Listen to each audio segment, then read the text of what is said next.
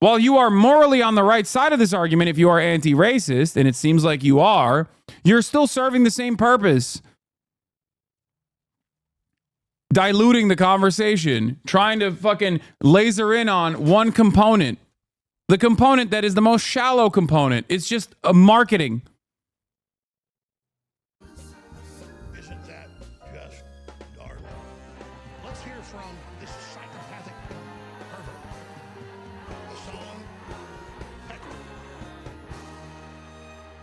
Who, by the way, is a super libertarian right-winger. He just knows how. And it ties you into that job. Not only are you saddled with death, but you're tied to that job because there's no other way for you to get health care.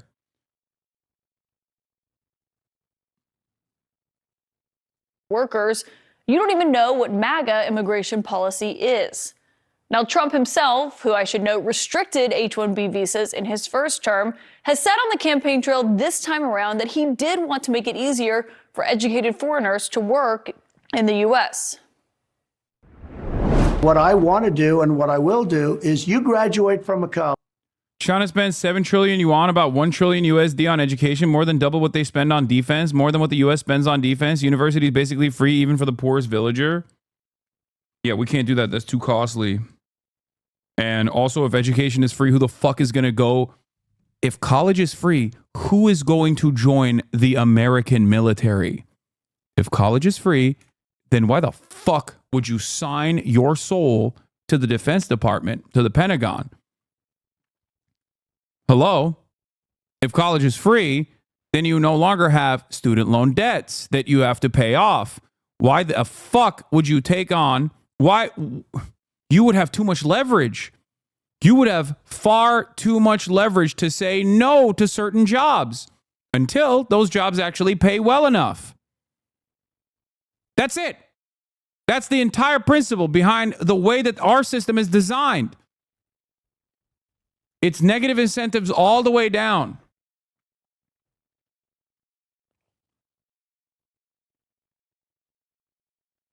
Here. Can you believe it? This is a Chinese university, the Hebei Institute of Fine Arts in China, built and subsidized by the people.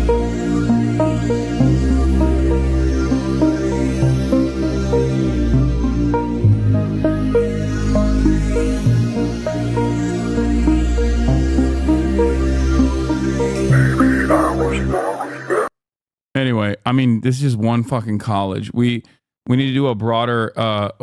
We can look into like Chinese humanities and arts funding in a little bit. College. I think you should get automatically, as part of your diploma, a green card to be able to stay in this country. And that includes junior colleges, too. Anybody graduates from a college, you go in there for 2 years or 4 years. If you graduate or you get a doctorate degree from a college, you should be able to stay in this country. My political sources tonight are former New York City Mayor Bill de Blasio, CNN political commentator and Republican strategist Sir Michael Singleton, and also CNN economics and political commentator Catherine Rampell. And Catherine, you have covered this issue for a long time. Can you just lay out what we're looking at here in this divide between what Elon Musk says he thinks would be the best for the United States and why we are seeing something that we have not seen, frankly, almost at all lately, which is a lot of people in the MAGA universe outright disagreeing with him, arguing with him, and breaking with him online? So Elon Musk and Vivek Ramaswamy in this particular case, I think, are exactly right. America's ability to attract talent from around the world is basically our economic superpower. The fact that, in particular, we've been able to attract high-skilled immigrants quite reliably in this country over the past century or so is why we have this enduring leadership in science, tech, and business. So just as an example, of all Fortune 500 companies, about half of them were founded by immigrants or the children of immigrants. And of the Nobel laureates, American Nobel laureates who have received prizes for the hard sciences this century, about 40% of them are immigrants who came to this country. So again, this is our superpower. And I'm very glad that Musk and Vivek Ramaswamy recognize it. I very much hope that they are able to influence Donald Trump on this particular issue, but I'm doubtful about it because, just as you mentioned, in his first term, Trump was actually quite hostile to legal immigrants, in particular, by the way, high-skilled legal immigrants. He made it really hard for them to come here, not just those who wanted work authorization, international students who cross-subsidize American students, by the way. He basically harassed them and made it very difficult for them to keep their legal documents in order. That's because, as much as Trump has said, he only objects to illegal immigration, he's very much in favor of legal immigration.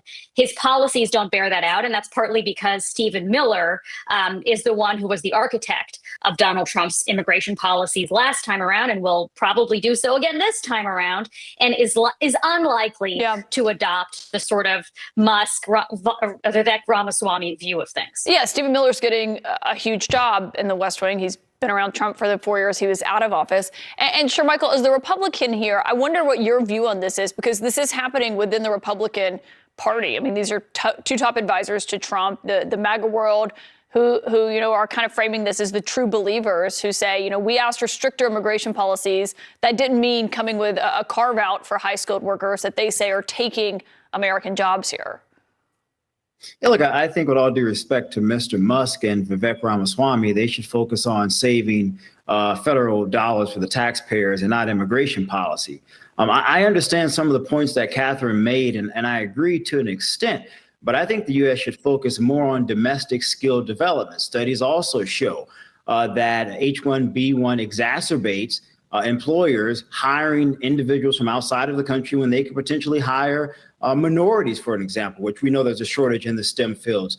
There are a significant number of Americans who I think would love opportunities if they had the proper training and skills to operate in those jobs fairly well. So why not start and focus there? I'm not of the support or mindset, Caitlin, that we should let in more than the 60,000+ that were already let into the country. Do we have some deficits? I certainly understand that point, again, to what Catherine was sort of alluding to. But I think by focusing on increasing domestic skill development, you can decrease the furtherance of those deficits by virtue of saying, you know what, we're going to spend more of our time, more of our dollars educating our own citizens to compete for these jobs versus saying, let's increase to 100,000 or maybe even more. Right wing has arrived at DI by accident. What if I were to tell you that all matter of white identity politics is already white DEI? What if I were to tell you that all the racism that you see is literally white DEI? Everybody loves DEI. Listen to a bunch of the Musk Loomer space. It's so wild. It's so embarrassing. Musk says accurately and repeatedly. Loomer said she would escalate her complaint to Trump, and Musk asked her who she thought she was. You're not the people. You're a person. Let's get that straight. And an insane person at that.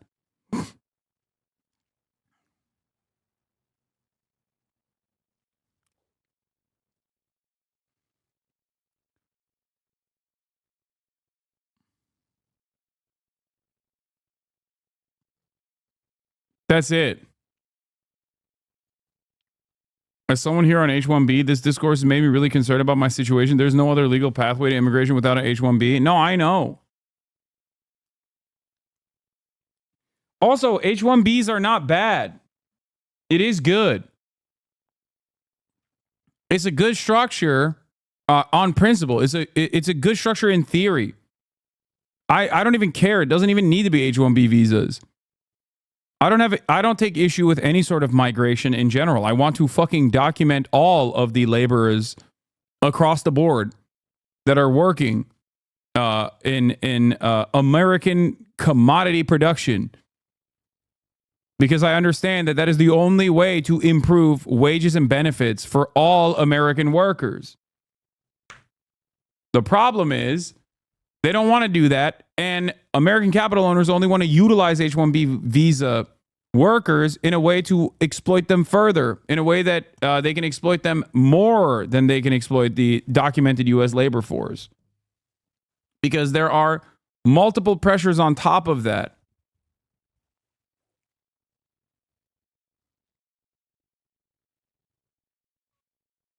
Marvel with me and Wig at 4 p.m., bruv, says Ellum. Yes, bruv. I'm down, bruv. Type shit. I'm down, lad. Ellum, I don't know if you know this, but I'm gold 3, okay? Get us some fucking... Ellum, go find us some supports, though. We need supports. Manchester. Or for employers to bring in individuals from India, which is a predominant country where many of them come from. I don't agree with that at all. And I think folks in the Maga world have every right to be angry with Vivek and Elon Musk. Yeah, well, that's an interesting point because I saw that argument being made, but also I saw Mark Cuban, Mr. Mayor, responding to that saying, well, and I think we have what he had posted, quoting to Elon Musk and Vivek saying, well, everyone, argue college is overrated. If you're arguing we need to have more homegrown engineers, don't we need more kids who are going to college? I mean, I think he's being a bit sarcastic there, but that is kind of the dual arguments that you... I mean, that's it. That's it. You can't literally be like, college sucks and it's gay and woke and there should be no college. You shouldn't go to college. And then simultaneously be like, oh, what the fuck? Why are there so many more better educated immigrant labor out there? Yeah, no shit, dude. Of course. You have literally systematically destroyed American education for years to turn profit, to make the broader populace more servile, easier to dominate, more malleable. You've made college so goddamn expensive that when American laborers want to be more productive and get education, higher education,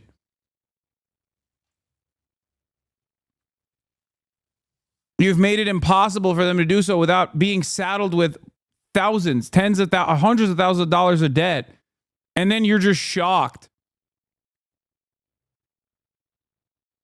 Your argument doesn't make sense there? What do you mean? How does it not make sense?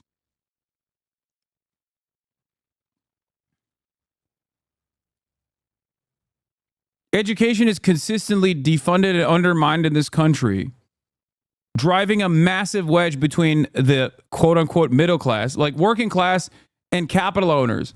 If you're from a wealthy background, you can go to an elite private school, okay?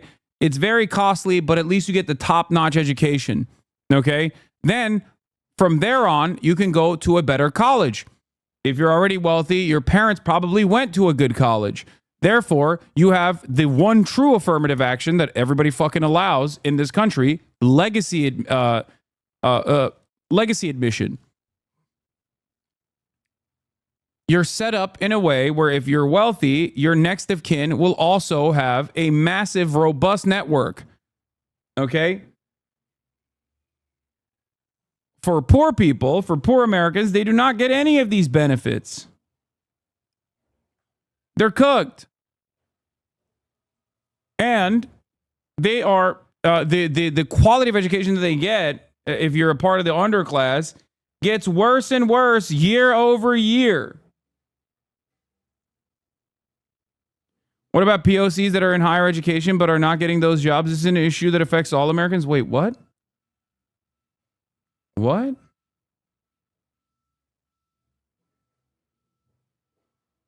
I'm confused as to why you think this is like somehow opposing an argument that I have presented. I genuinely don't know what you're saying, unless you mean POCs as a person of capital. Is that what you're saying? You see sometimes from this political orbit. Look, I see a couple of things going on here. First of all, I have to say I agree with Elon Musk and Vivek Ramaswamy. I think they're pointing out the reality that we're living. You could say, and I hear Michael's point, I disagree with it, though, because I think it misses the fact that we want to get to the place where we can maximize the use of our own talent in this country. Let's bring in the best and brightest from all around the world.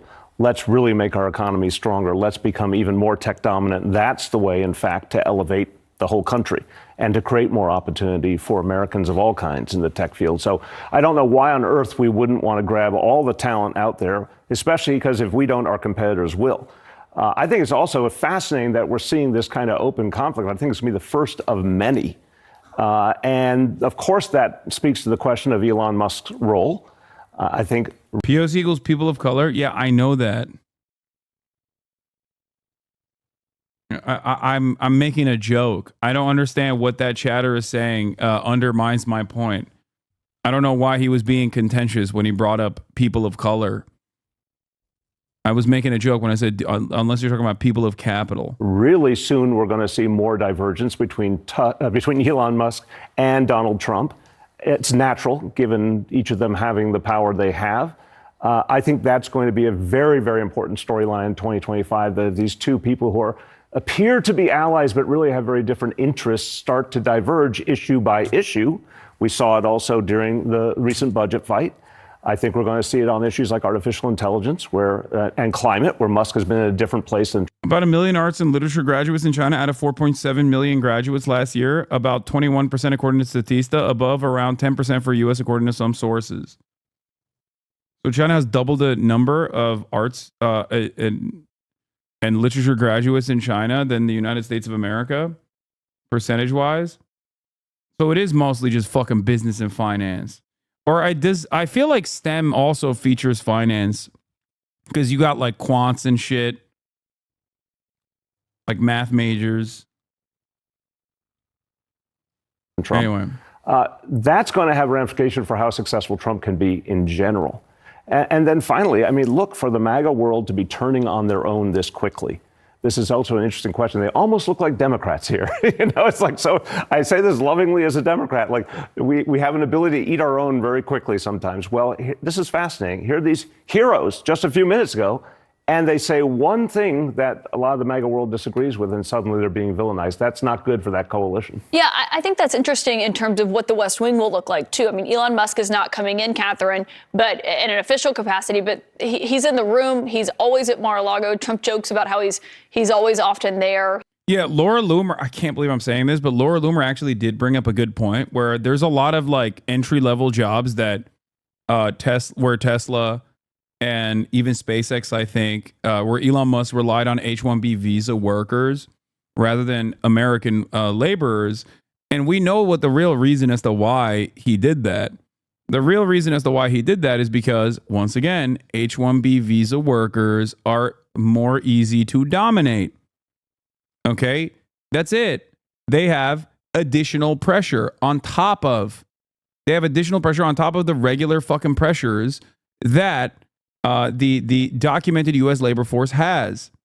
They're more vulnerable. They have less leverage. They can be deported if they don't play ball, if they lose their jobs.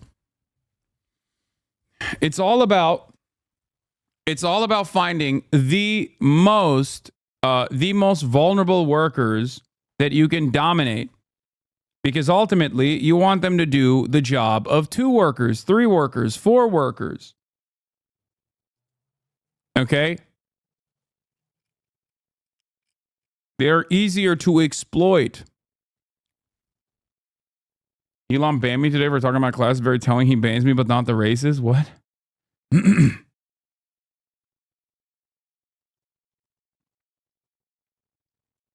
Oh, okay. I think you're missing a point. I love you, Hassan, but I've listened to you too much for about 6 weeks, and I think you need to do a deeper dive into race. Yes, we understand that. I do. I think chat does too. Dude, in 2024, we're not doing that. Okay? No more hollow racial critiques. Okay? Racism is a divisive component of this conversation that keeps that basically gets these dumbass MAGA guys to be on board with whatever the fuck the white supremacist forces are advocating for. If you think if you think that I'm not familiar with how racial dynamics are factored into this equation, I don't know what to tell you. This is still, at the end of the day, a primarily class-based problem. Okay? You want to know why I know this is a class-based problem? Racism is just an additional component that makes the position of capital owners more marketable to the white working class. Okay? You want to know why I know this is a class problem? Because they used to make these arguments against other people that were not considered white. Okay? that are now obviously considered white. It's just depending on where these people are coming from, like the Irish, like the Italians, Polish people, Jewish people.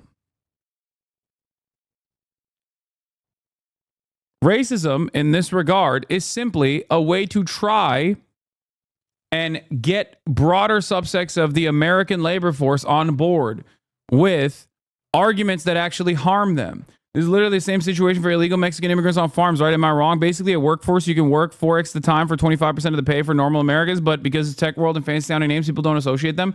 Yes, you're absolutely correct, which is why I keep repeating that point over and over again. Wait till business owners, like small business owners that rely on undocumented labor, wait till those guys start feeling the pain of mass deportation.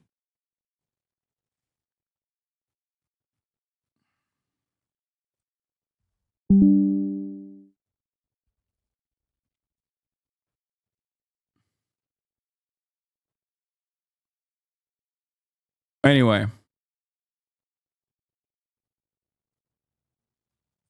Following since 3 days ago, I think this person isn't aware that you talk about this constantly. I know. Racism in this regard is a way to drive a wedge between the working class, because the violence that is dished out upon black workers, brown workers alike, is dished out on a class basis. Unless you are talking about like individual acts of violence or the additional violence that comes from systemic racism, when we're talking about wage laborers, when we're talking about how wages work and why H-1B workers are seen as fantastic additions to the American workforce by these capital owners, it is because they have an extra component of vulnerability. And that is that they can get deported if they don't have their jobs. That means they are more readily available to work longer hours, for example. They can be brutalized and exploited further than the documented labor force can be, regardless of what their background is. Okay? That's it. It's that simple. Trying to fucking drive a wedge into this conversation by being like, well, it's actually white supremacy. You're not talking about white supremacy. When white supremacy is an important component in this conversation, only when you're talking about how this attitude is marketed or how the resentment is universalized by white working class racists who don't fucking understand that they are being fucked over.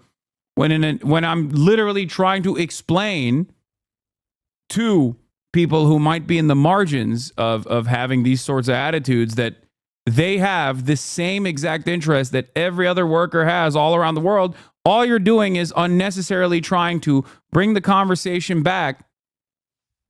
You're unnecessarily trying to bring the conversation back to identity politics with a very hollow, very shallow conceptual understanding of identity politics.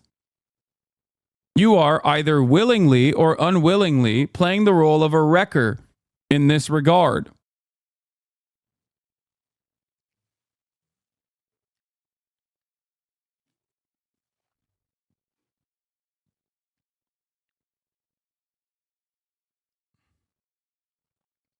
He has dinner with him regularly. Between that and the tech moguls who have been parading down to Mar-a-Lago to also have dinner with him, I wonder what that looks like with this divide that is so clear between Stephen Miller and what he has been advocating for and what we know he did in the first term, and what this looks like with a new big advisor in Trump's ear like Elon Musk.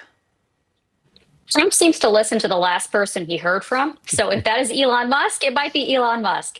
If it's Stephen Miller, and as you point out, Stephen Miller will have a very powerful job in the next administration, it's probably going to be him. Frankly, I don't think Trump pays all that much attention to the nitty-gritty policies that are taking effect under his watch, which is probably why he doesn't even realize that last time around, he did a lot more to reduce legal immigration than illegal immigration, because Stephen Miller.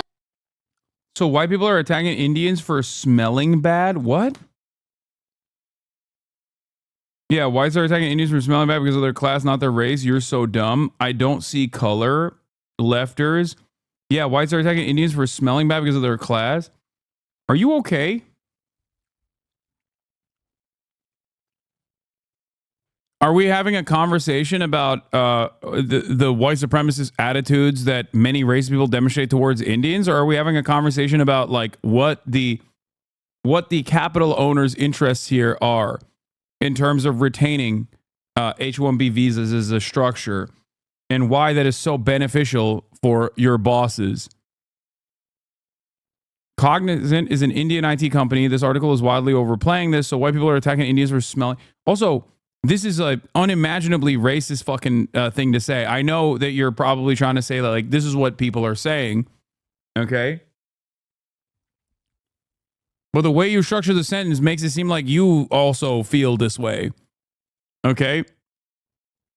But yes, racism as a white supremacist attitudes and racism as a divisive component in regular political discourse is used in this regard.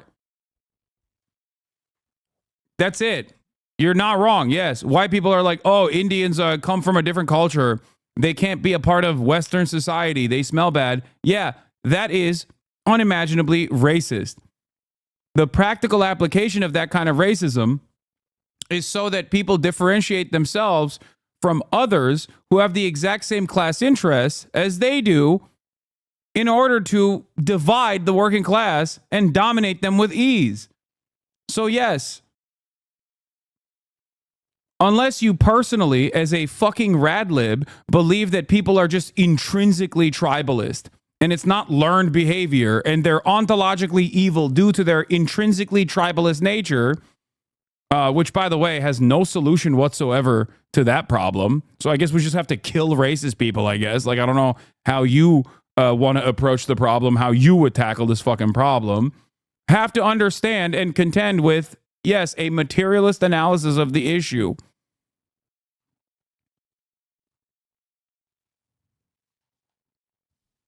What the fuck is this argument?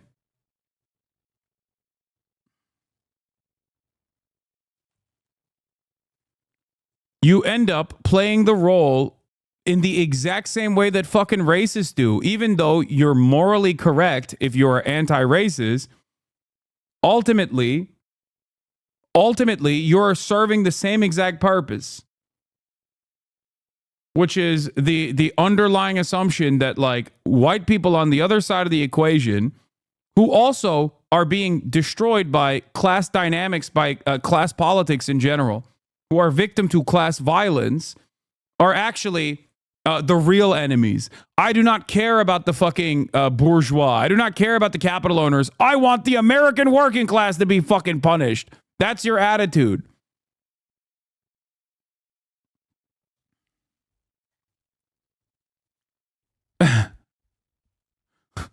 You're like, fuck the likes of Elon Musk. I want the regular American to be fucked over. 1 million 9/11s to the American working class.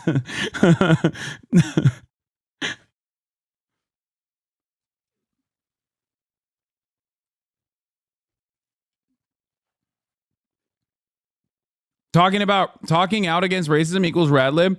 I never said class is not important. Race is a very important factor too. No, you want this conversation to be dominated on the virtues of race and race alone.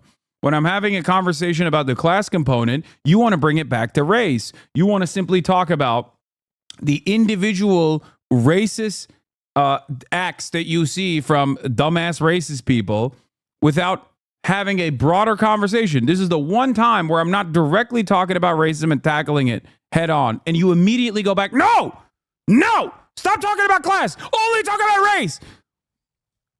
While you are morally on the right side of this argument, if you are anti-racist, and it seems like you are, you're still serving the same purpose. Diluting the conversation, trying to fucking laser in on one component. The component that is the most shallow component. It's just a marketing.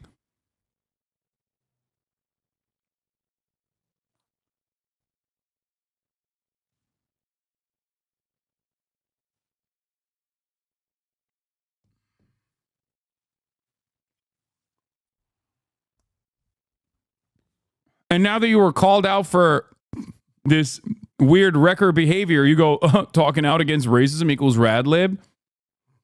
I was simply talking out against racism. Yeah, because they're critiquing their race. No one cares about the H-1B visa holders from Europe. Because a lot of the H-1B visa holders overwhelmingly still come from China and India. This doesn't justify the racism that they experience. Also, this is incorrect as well. UK had to import a lot of Romanian laborers and Polish laborers. This was a big component as to why they wanted to fucking leave the European Union. That's why Brexit happened. The overwhelming majority of the British working class were frustrated with the fact that there was a shit ton of Polish workers in the UK. So no, it literally, in that regard, wasn't because the Polish mind is servile and easy to dominate, and it's not up to standard with the unique high IQ British mentality. It was because they were like, what the fuck? They're taking the jobs.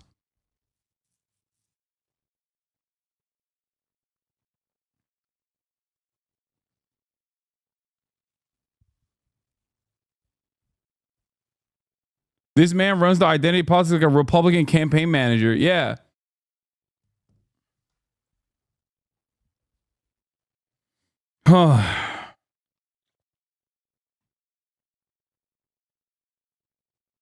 It's so dumb because this is something that everyone in this community understands. Okay. Racism is not only inappropriate, it's fucking idiotic. It's wrong.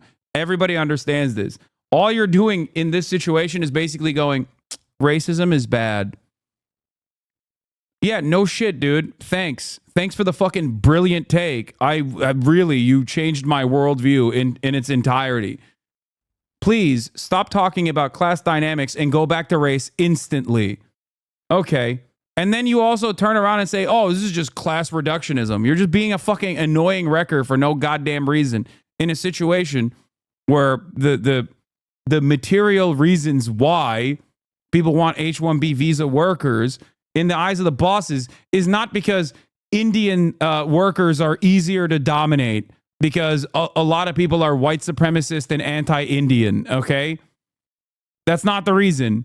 It's because of currency exchange rates, and also because, and more importantly, you'll get fucking deported if you lose your job. So you are easy to exploit. That's it.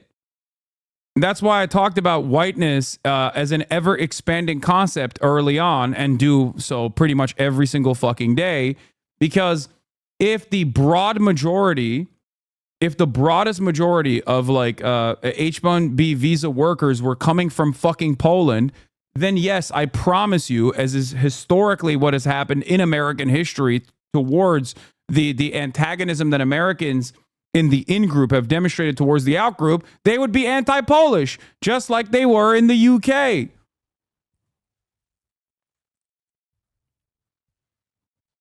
Just like they were in the United States of America.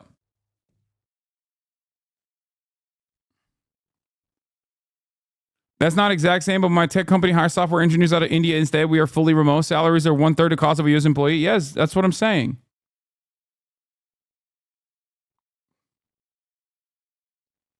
If the majority of H-1B was from Poland, we would not have this problem. You are wrong. You are absolutely wrong. If the overwhelming majority of H-1B visa workers were Polish, Americans absolutely would be busting out old ass like anti-Polish sentiment. In that they would accept the Polish? No, they wouldn't. And no, they haven't. They literally historically have not. So you're wrong. It took decades for Americans to adopt Polish people into the broader white in-group. What the fuck are you talking about? And I gave you an example from recent history where that literally was a major problem for the UK.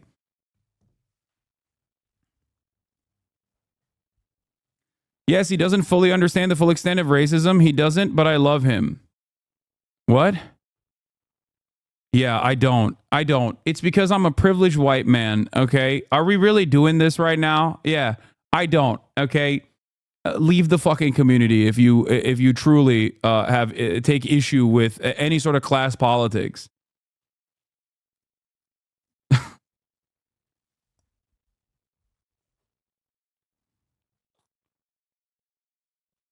This feels like the kind of derailer that's doing anything to get an out of context clip. I don't know. I just don't.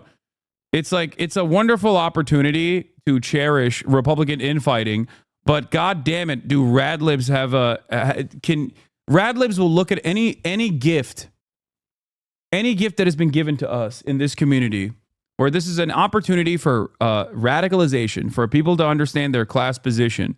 Okay, they will come in here and be like, no, you're fucking wrong. You simply don't understand how white supremacy works, and that white supremacist attitudes are intrinsic qualities that are unchangeable. Okay? You are the idiot reacting in the chat? Yeah, I know. It's true. It's not wrong. Shut the fuck up, radlibs. Was running the show. So I think that whatever Trump says he wants to do, the actual people who are executing the policy at the end of the day will be making the decisions.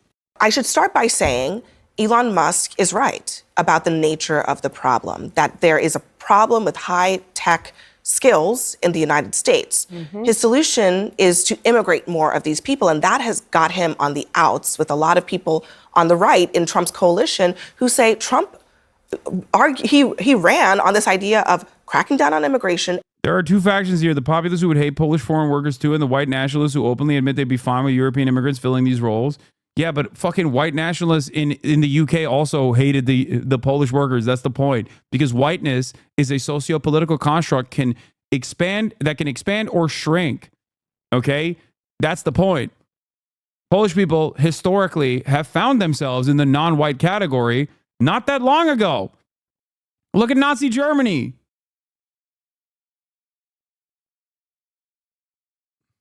Class reduction being used to justify racism is a real problem in many parts of the world. This ain't one of those fucking instances. Exactly. It's also, I'm not even saying that like race doesn't fucking matter at the end of the day, okay? Race does play a big role in this.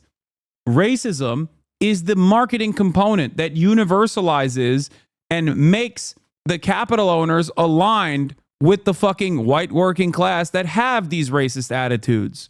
It is historically a very effective way, especially in America, a white supremacist society with unexamined and resilient white supremacist aspects, has been the most significant way to rob everyone blind, okay? Don't make me bust out the Lee Atwater quote again or the LBJ quote again. If you convince the lowest white man that he is still somehow higher than the highest black man, that you can rob him blind, hell, he'll open out his pockets for you.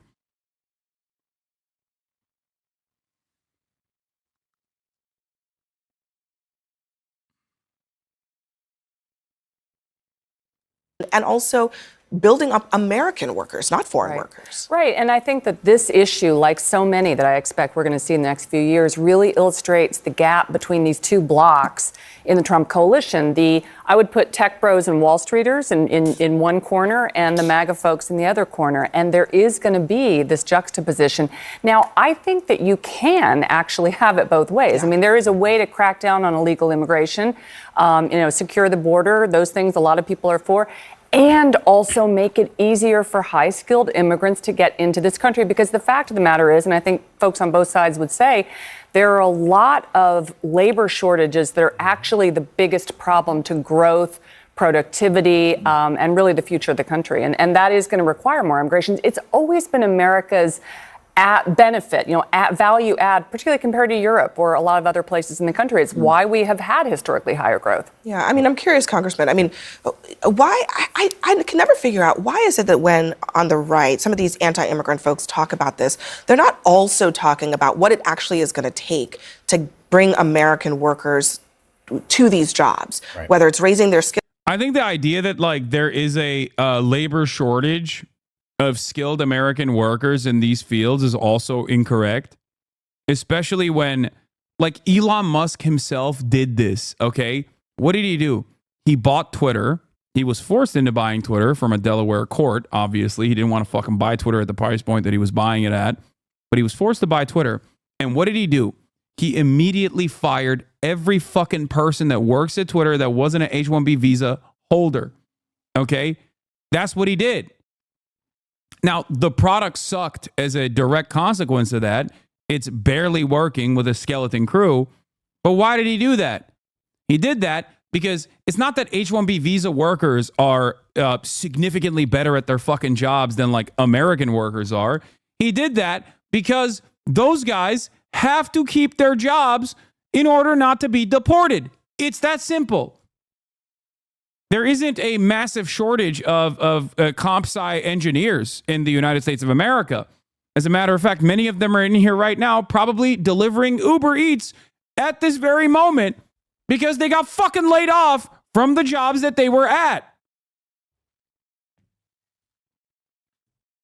So that in and of itself is another aspect of this issue as well.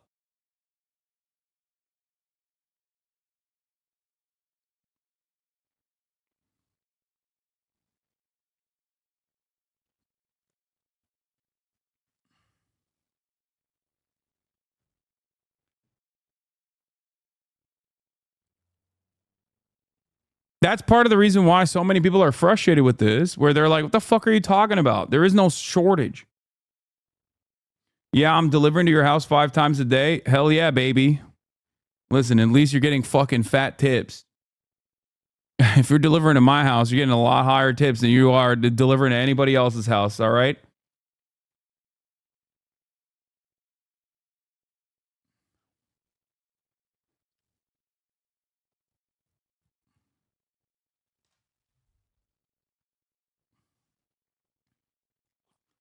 For the record, the H-1B visa worker, not quite correct regarding Elon on Twitter. Elon lowered their compensation so the people not on visas left. The people who couldn't leave skewed heavily H-1B as a result. It's the same argument. It's the same. H-1B visa workers are, they can work for lower pay and they will work worse conditions overall because they are reliant on maintaining their jobs to stay in the country.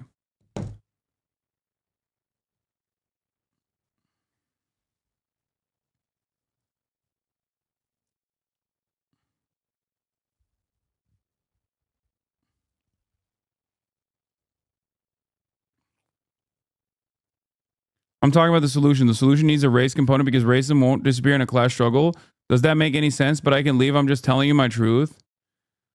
Ugh, this is such a boring ass theoretical fucking conversation. Nobody says that like once you abolish class dynamics, racism will go away magically. Okay? It will, however, make it far easier to deal with than the current order of business. I was trying to say earlier but the reason there's an influx of H-1B workers from India is because the entire education system is set up to serve capitalism. Software engineering in India is far more cutthroat there than even here. Yeah.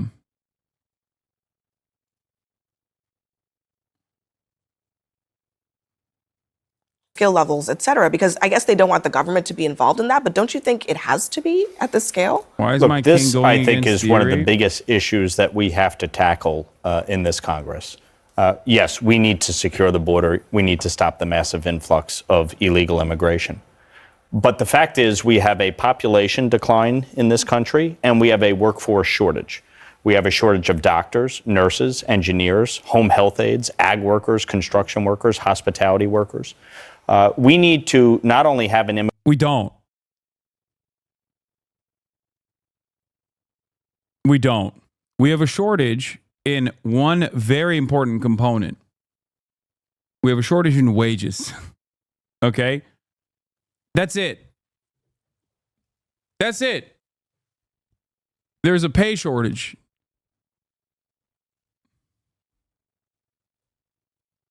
There's a pay shortage, there's a benefit shortage, and that's it.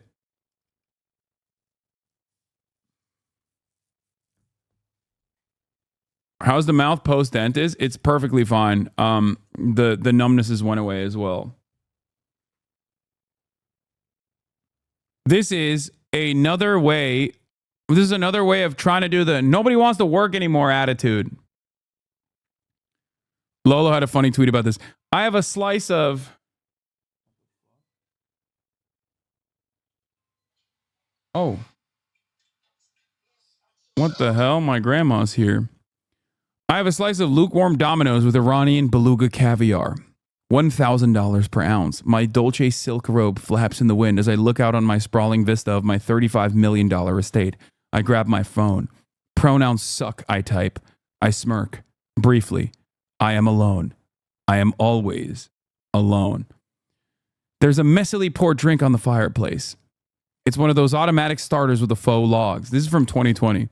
I always hated it, but never got around with the renovation. Another plant in the wind. I look at my reflection in the glass, my visage in the logs. My phone vibrates. Well, well. Selam. Bye-bye, Nikojum. Well, well, I suppose. I'm in trouble. A plea from the mother of my child.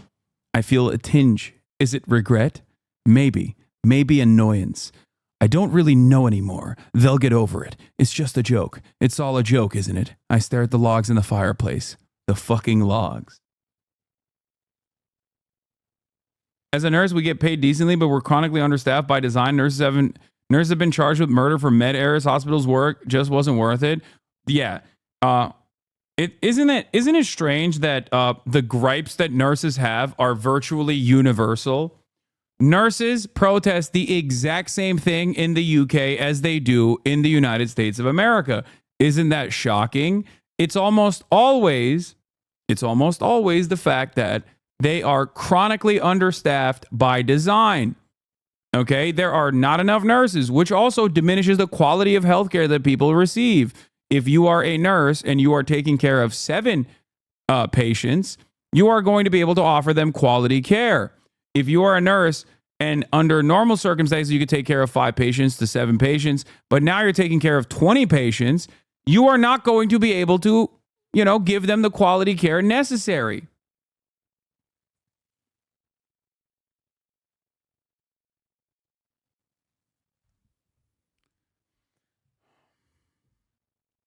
Literally, wherever there is a hospital around the fucking planet, nurses are facing the same exact problems. Nah, man, more like quality care is 1 to 4. Okay, I fucked up the numbers. I apologize. It's a 5 to 7.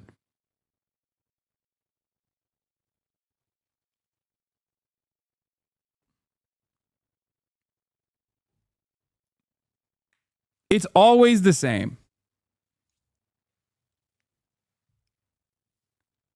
These are demands that nurses make that are totally reasonable and quite literally can be a matter of life and death. Immigration system that works, that has a legal process that people who want to come here and enrich our community, our culture, our economy can do so. But we need an education system that is ensuring that we are building the workforce that we need. It's not just about having a pipeline to college. We need a pipeline to the jobs that need to be filled, which means our K through 12 system needs to be reevaluated. We need vocational. Yeah, when Lawler says this, by the way, as a Republican, he means we need to privatize education further, driving an even larger wedge between the broadest subsects of American society that don't have the fucking finances to be able to send their children to private school. Want to make K through 12 education the exact same way that college works in this country. Okay? And then they fucking complain about, they have the audacity to complain about college education being so fucking costly in this country and how you should just abandon it altogether. So what do you do in that situation? Are you going to abandon K through 12 education altogether as well?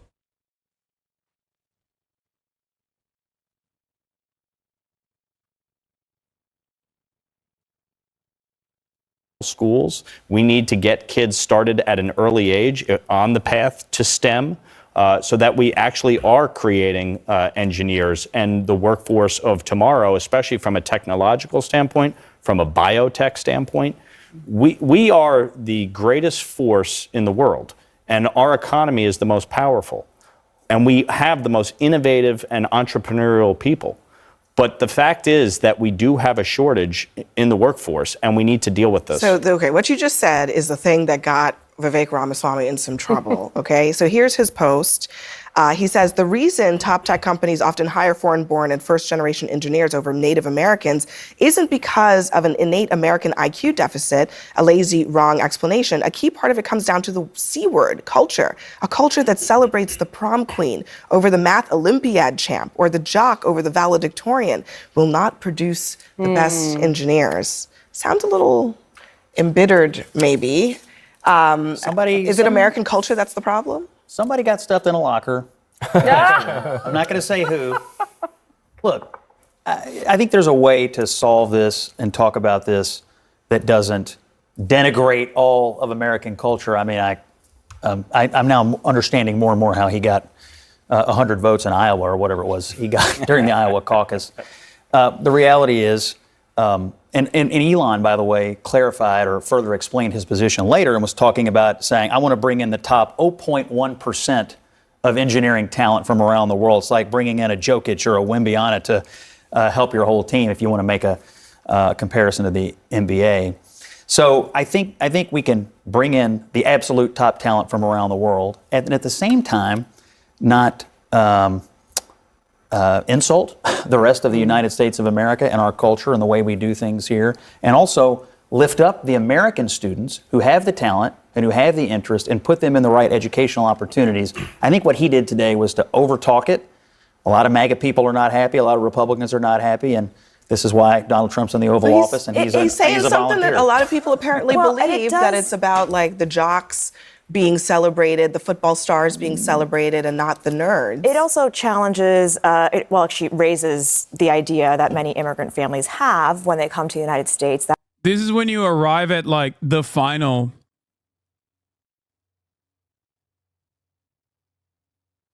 This is when you arrive at the cutting edge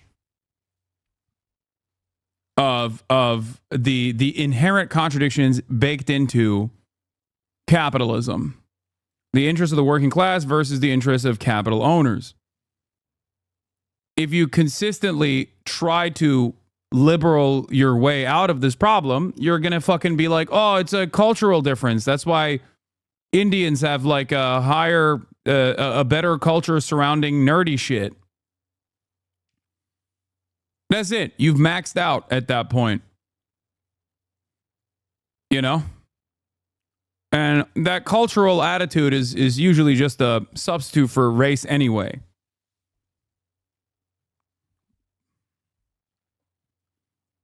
If you build it, people will come.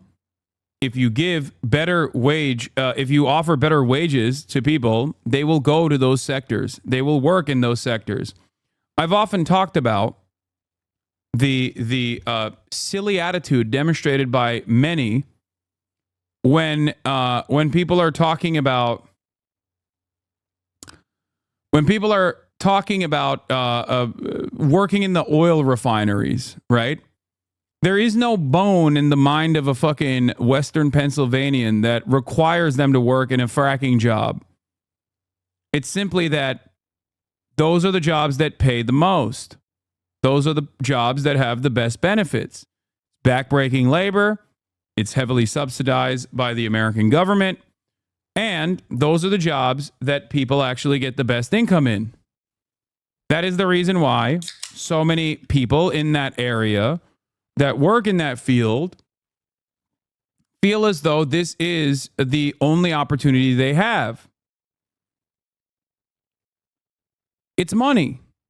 It all comes back to wages. So if you give better wages to people, if you give people the opportunity to live and survive on singular income, which seems like a dream now, then yeah, they will protect that sector. They will work in that sector.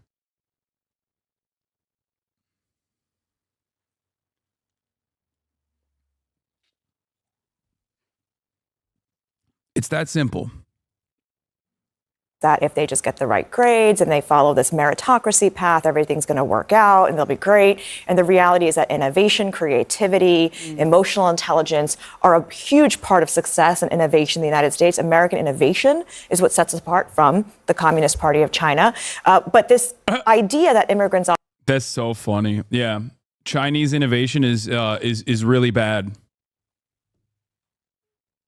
That's what sets us apart, American innovation. Meanwhile, the brain drain is happening in the opposite direction nowadays.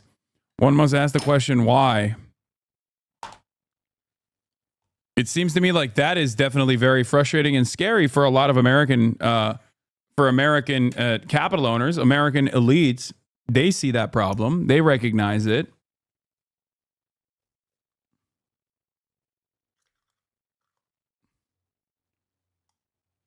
often come with is also has a baked in racism to it. It's this idea that, well, we as immigrants are the right... That is pretty funny that this person talked about baked in racism after being like, well, that's the beauty of American innovation, unlike the Chinese Communist Party.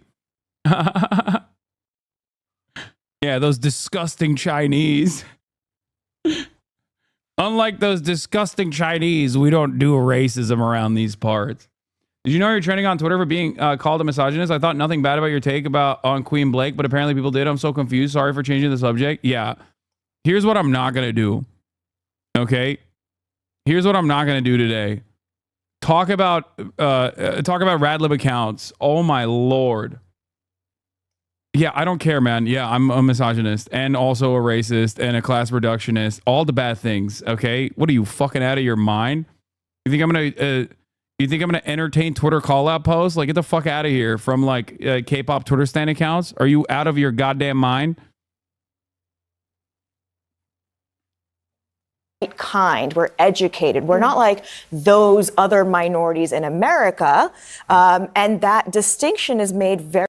Also, I don't even get trended anymore. Nobody gets fucking trending anymore. Trending tabs are no longer what? No, don't come over here. Drink your water and then go back to bed.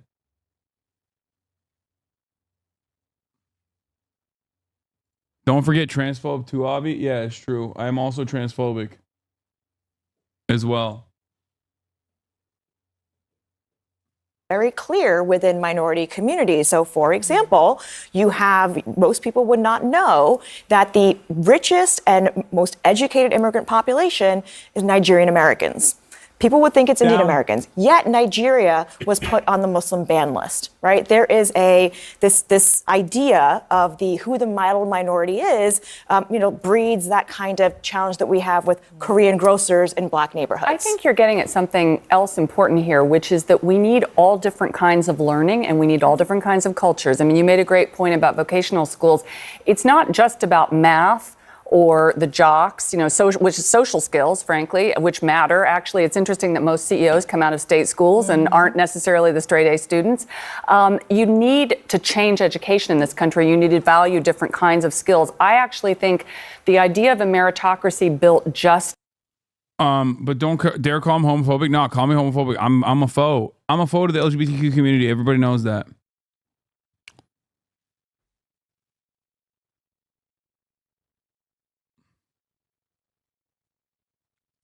on, who gets the best SAT scores. And, I'm the child of immigrants, don't get me wrong. I grew up in rural Indiana, though I was also a cheerleader. You can do both, I think that you do need a system to be revamped in a way that we haven't done since the post-World War II period in this country. Okay, I have to get you in on this because I think Rana's talking about something very important, which is there's a movement to sort of say, let's give everybody a points for their grades and their SAT scores and their IQs, and then let's put them in college based on that. And if you did that, you would not actually get to the most successful people, the people who have the best potential. So that seems to honestly undermine this idea of a pure meritocracy, which is what Vivek Ramaswamy is talking about here. Yeah, so there's a bit of a paradox here because the point about IQ and SATs and entrance exams is not necessarily that they are that they measure the inherent worth or the full 3D capacity of a human being. Because as you say, there's all these other important skills in life, and we all know this, right? It's that they are objective. Right. And what we saw, for instance, they're more objective than the alternatives, right? There's no such thing as perfect objectivity on these tests, right? But when you look at what happened at Harvard with affirmative action, they were judging on all these soft skills as well, and their conclusion was that Asian American applicants had worse personalities, right? So the test is never going to do that. The test, it's never going to tell you unfairly that you got this math problem wrong, because if you got it wrong, you got it wrong. And there's something very attractive about that, especially to people from immigrant communities coming to a new country saying, they may not like my vibe, they may not like my culture, but they can't argue with my skill.